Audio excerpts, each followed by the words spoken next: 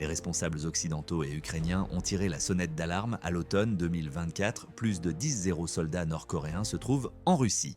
Ce chiffre suffit à susciter de vives inquiétudes. 10 000 soldats nord-coréens réputés pour leur discipline et leur obéissance sans faille aux ordres sont désormais prêts à aider la Russie dans son effort de guerre. Mais le vrai cauchemar, ces 10 soldats n'étaient qu'un début. Selon certaines informations, une terrible perspective se dessine. Il pourrait bientôt y avoir 100 soldats nord-coréens sur le champ de bataille.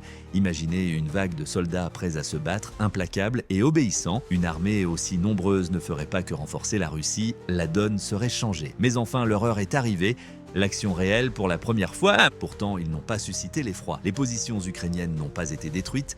Ils n'ont eu aucun effet sur le déroulement de la bataille. Non, ces soi-disant renforts n'ont traité qu'une seule question. Ils ont assassiné les leurs. Ils ont assassiné des Russes. Ceux-là même qu'ils étaient chargés d'aider. C'est ainsi que la dernière humiliation de la Russie a résulté de l'entrée spectaculaire de la Corée du Nord dans la guerre russo-ukrainienne. Cet incident humiliant s'est produit dans la région de l'ouest de la Russie connue sous le nom d'Oblast de Koursk. Étant donné que les troupes nord-coréennes ont été envoyées en Russie pour reprendre cette région, cette localisation n'est évidemment pas surprenante. Les forces ukrainiennes ont choqué tout le monde en lançant un assaut surprise à la frontière en août, prenant le contrôle d'environ 500 km² de territoire russe avant de lancer une contre-offensive en septembre. À la fin du mois de novembre, les forces russes avaient repris environ 40% du territoire perdu. Selon certaines informations, les troupes nord-coréennes ont d'abord aidé les Russes à le faire sans engager le combat afin de libérer les forces russes pour qu'elles puissent se rendre sur les lignes de front. Les Nord-Coréens ont d'abord été maintenus dans des positions de soutien. Ils ont construit des fortifications, creusé des tranchées et effectué des travaux manuels que les soldats russes épuisés n'étaient pas en mesure de réaliser.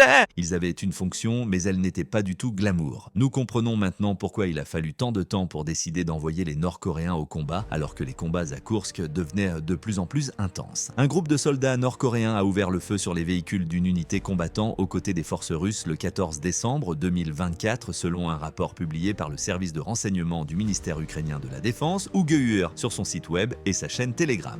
Ils ont en effet ouvert le feu de manière amicale et cette erreur colossale a coûté la vie à 8 soldats. Il ne s'agissait pas simplement d'un ou deux tirs perdus. Cependant, selon le point de vue que l'on adopte, la situation devient pire ou même meilleure. Les malheureux soldats n'étaient pas des fantassins russes ordinaires, ce n'étaient pas des conscrits ordinaires. Non, ils faisaient partie des unités les plus dévouées et les plus redoutées de l'armée russe, connue sous le nom de bataillon Akhmat. Ces Kadyrovites comptent parmi les combattants les plus vicieux et les plus puissants de l'arsenal russe, comme peuvent en témoigner tous ceux qui connaissent la bataille en Ukraine. Leur réputation les précède puisqu'ils sont opérationnels depuis les premiers jours du conflit. Les forces spéciales de l'Akhmat, officiellement connues sous le nom de 141, régiment spécial motorisé, ne sont pas une organisation militaire ordinaire. Elles sont dévouées à Ramzan Kadyrov, le président tchétchène, et sont principalement composées de volontaires non tchétchènes provenant de toute la Russie. En retour, Kadyrov soutient le président russe Vladimir Poutine. Il est même l'un de ses plus fervents partisans. Cette armée privée a été stationnée dans plusieurs points chauds de la guerre russe, de la Syrie à l'Ukraine, sous le contrôle strict de Kadyrov. Ces soldats sont redoutés pour bien plus que leur brutalité au combat. Les moyens violents qu'ils utilisent pour conserver le pouvoir touchent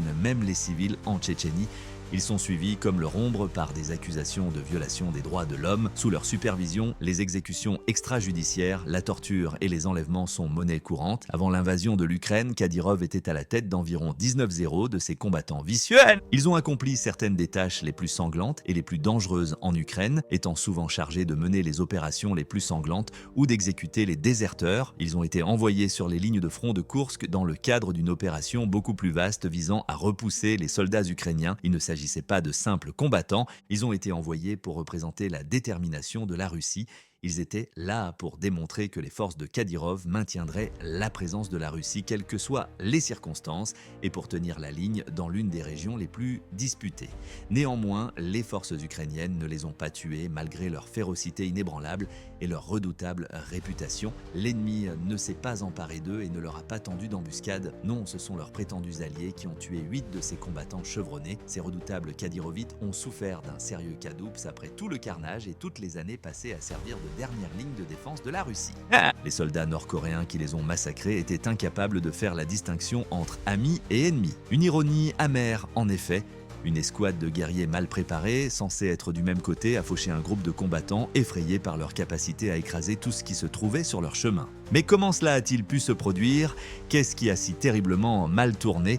Selon le GUR, la solution est aussi simple que catastrophique, la barrière de la langue. Oui, vous avez bien entendu, des mots. C'est le genre de choses auxquelles on ne pense pas jusqu'à ce qu'on soit bloqué dans une zone de combat, luttant pour sa vie et que ses compagnons d'armes soient incapables de comprendre un seul mot de ce que l'on dit. Une bombe à retardement serait peut-être une meilleure description, même si la GUR a toujours reconnu que la barrière de la langue serait un problème. En intégrant immédiatement les troupes nord-coréennes dans leur rang, les responsables russes ont cru pouvoir accomplir un miracle et ont espéré que quelque chose se passerait. Ils ont donné à leurs nouveaux camarades un cours accéléré de jargon militaire, leur enseignant une centaine de termes essentiels tels que feu, lancement et retour à votre place. Cependant, il semble que ce vocabulaire improvisé ne comprenait pas la phrase « ne tirez pas sur vos propres hommes ».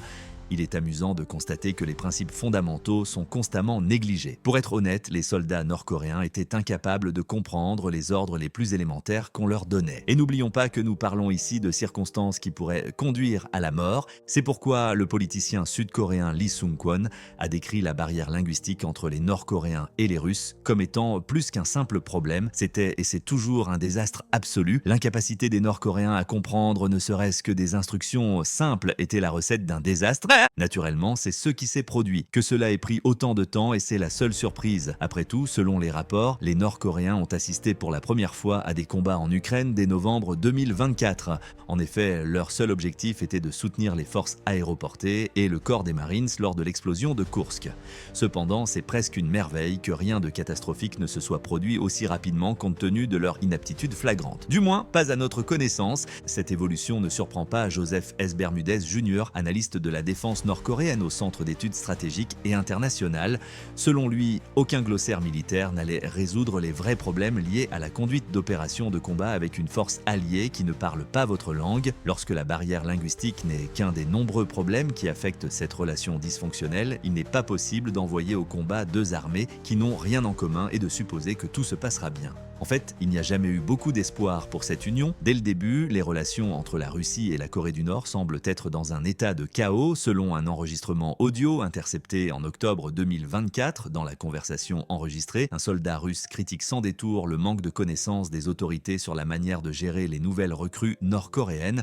Pour ne rien arranger, elles ont été contraintes d'utiliser un traducteur pour 30 soldats, ce qui n'est pas la meilleure solution pour une opération et encore moins pour une bataille. Cette coalition était mal préparée et chaotique dès le départ, comme le montre l'enregistrement qui a fait l'objet d'une fuite et qui est rempli d'injures et d'insultes. Toutefois, il est compréhensible que l'intégration du personnel nord-coréen dans les forces russes ait été un échec total compte tenu des personnes auxquelles nous avons affaire. D'un côté, il y a des soldats russes qui ont déjà été vaincus par le conflit, qui sont épuisés, découragés et pas vraiment enthousiastes à l'idée d'unir leurs forces à celles de nouveaux alliés. Le dernier point est peut-être lié au racisme largement répandu dans la société russe. Malgré la grande diversité ethnique de la Russie, Bermudez affirme que le racisme est omniprésent dans l'armée russe. Dans la fuite audio dont nous venons de parler, les soldats nord-coréens sont appelés les Chinois, ce qui démontre d'emblée ce mépris culturel. Une alliance n'est pas vraiment la bienvenue lorsque la nationalité d'une personne est incorrecte, n'est-ce pas? Cependant, considérez les personnes que les Russes acceptaient dans leur rang déjà pitoyable, des soldats mal entraînés, sans expérience préalable sur le champ de bataille et aux capacités de combat médiocres. Naturellement, les Russes n'ont pas acheté ces soldats de cette manière. Selon les premiers rapports, Kim Jong-un, le commandant suprême de la nation, a personnellement sélectionné des soldats d'élite du corps des tempêtes nord-coréens. Pour donner un ordre d'idée, l'unité la plus importante des forces spéciales de Corée du Nord s'appelle le corps des tempêtes. Ils ont été formés à l'assassinat, au sabotage d'infrastructures et à l'infiltration. Ces soldats sont redoutables dans le cadre d'opérations spécialisées car ils ont suivi un entraînement intensif leur permettant d'endurer des souffrances physiques et psychologiques extrêmes. En théorie, ils sont supérieurs à tous les autres et prêts à affronter n'importe quel obstacle. Le problème est que même si un petit nombre de membres du Storm Corps étaient déployés en Russie, il ne représenterait qu'une infime partie du nombre total de troupes nord-coréennes engagées. Selon un transfuge nord-coréen, même cette fraction ne comprendrait probablement pas les meilleurs membres du corps des tempêtes. Par définition, les forces spéciales sont censées être les meilleurs des meilleurs, pourrait-on se demander. En fait, c'est à la fois oui et non.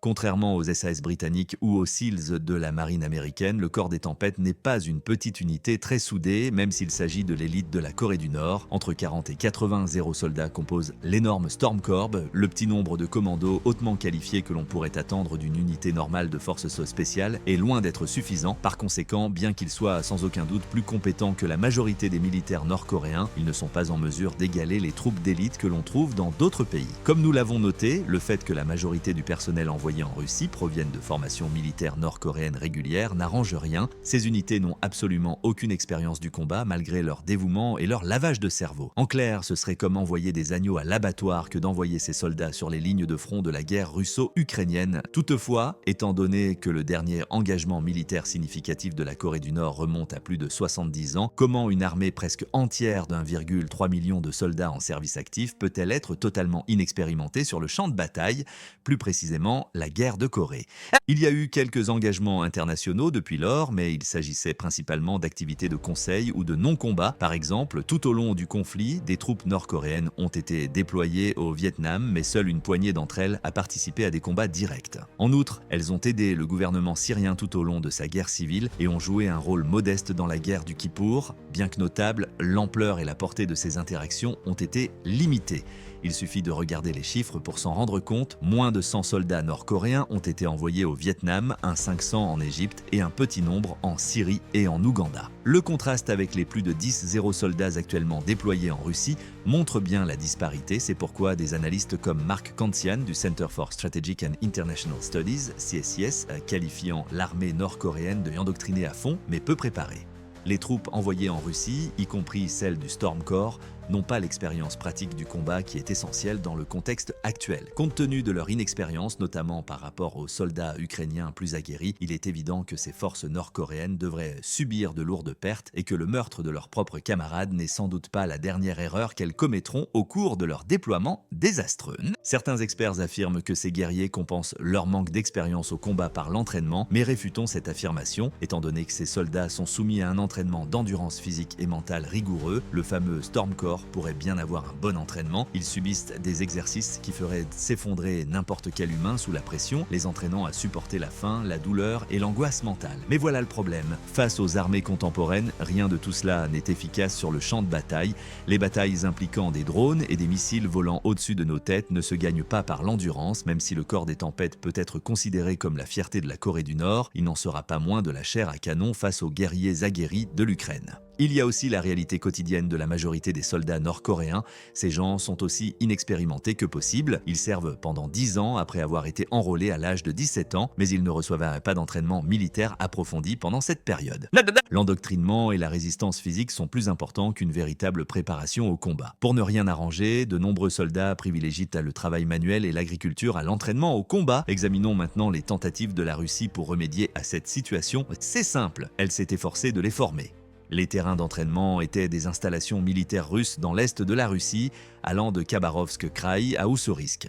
Afin de les familiariser avec les technologies russes et le champ de bataille ukrainien, les forces russes ont passé des semaines avec ces Nord-Coréens. Cependant, soyons honnêtes, des années d'expérience perdues ne peuvent être compensées, même par le meilleur entraînement au monde. Les Nord-Coréens continuent d'être confrontés à des techniques qu'ils n'ont jamais vues et à un environnement qu'ils ne connaissent pas. Ils peuvent apprendre les bases, bien sûr, mais cela suffira-t-il à les maintenir en vie face à des adversaires expérimentés et technologiquement avancés? Mais le vrai problème, c'est que l'armée russe est mal équipée pour dispenser un enseignement adéquat. À l'instar des Nord-Coréens, le Kremlin précipite ses forces sur les lignes de front en leur laissant peu de temps pour s'entraîner et ces mêmes recrues éprouvent des difficultés. Quelle que soit la formation qu'ils reçoivent, les soldats nord-coréens ne seront pas dans leur élément dans ce genre d'agitation. Ils sont peut-être supérieurs à la recrue russe typique, mais cela ne garantit pas qu'ils réussiront au combat, d'autant plus qu'ils ont également du mal à utiliser les armes qui leur ont été fournies. Selon les services de renseignement militaires ukrainiens, des troupes nord-coréennes ont été armées de lance-grenades,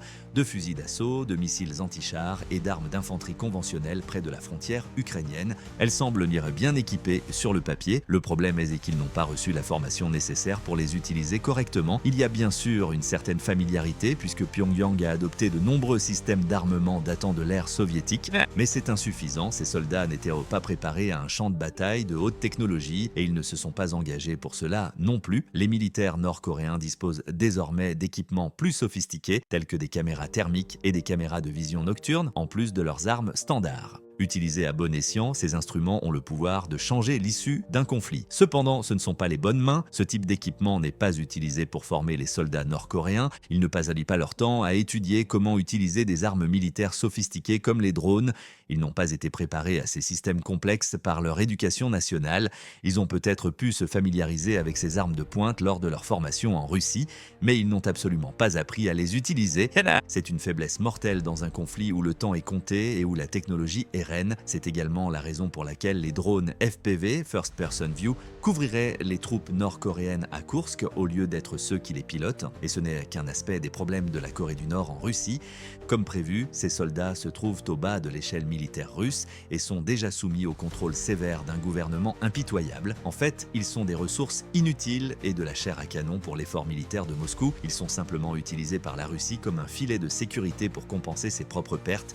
Les rapports quotidiens en provenance de Koursk indiquent que ces forces subissent des pertes significatives. Le président ukrainien Volodymyr Zelensky a reconnu les morts nord-coréens le 1 et hier décembre. La Russie s'est efforcée de dissimuler l'ampleur réelle de ces pertes, mais il est difficile de cacher la triste vérité. Monsieur Zelensky aurait même affirmé que la Russie brûlait les dépouilles des soldats nord-coréens tombés au combat pour tenter de dissimuler l'ampleur de la dévastation. On brûle leur visage pour que personne ne puisse dire qui ils étaient, a-t-il déclaré. Même après leur mort, les soldats nord-coréens en Russie sont traités avec un mépris total. Au moins 200 d'entre eux avaient été déclarés morts le 14 décembre. Mais soyons réalistes, Poutine s'en moque éperdument. Tant que les soldats accomplissent leur mission, il se fiche qu'ils soient tués par des tirs amis ou ennemis. Selon lui, les soldats nord-coréens ne sont que des pièces jetables dans un plan géopolitique plus vaste. Ils sont là pour faire des victimes, détourner les critiques sur les pertes russes et augmenter temporairement le nombre de soldats dont la Russie a cruellement besoin. Pour lui, leur mort n'est qu'un petit prix à payer pour atteindre ses objectifs de guerre. C'est pour cette raison que les Nord-Coréens continuent de mourir à Koursk. Les pertes augmentent même de jour en jour. Le 17 décembre, 50 soldats nord-coréens auraient été tués et 47 blessés par les forces ukrainiennes à Koursk en seulement 3 jours. Cependant, l'avancée russe n'a pas été ralentie de manière significative. Malgré des pertes importantes,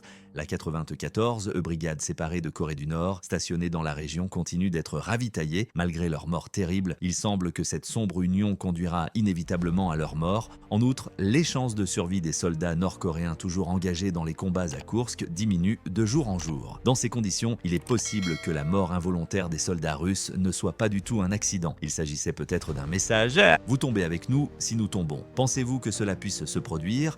Ou bien les Nord-Coréens sont-ils tout simplement aussi ineptes? Faites-nous part de vos idées dans l'espace réservé aux commentaires ci-dessous.